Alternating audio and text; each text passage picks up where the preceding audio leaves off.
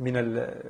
الأوراش، والتي من شأنها الدفع بعجلة الإصلاح في بلدنا إلى الأمام. إذن بالنسبة إلينا وبالنظر إلى حصيلة العمل الحكومي في كافة القطاعات الحكومية هناك إصلاحات انطلقت، وبالتالي نقول للمواطنين أن هذه الانتخابات والشأن وتدبير الشأن العام الترابي هو أيضا فرصة لمواصلة الإصلاح من أجل أن يقع هناك التكامل بين الإصلاح على مستوى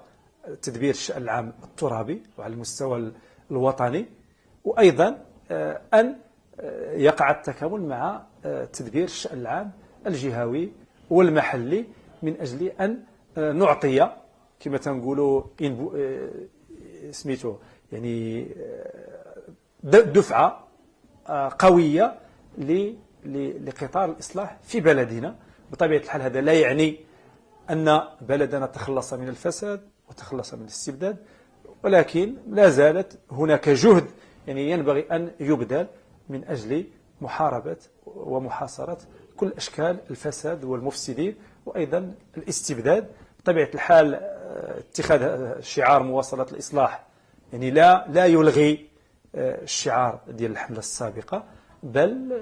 لكل مرحلة تاريخية من تاريخ الحزب يعني لها مقتضياتها ولها شعاراتها.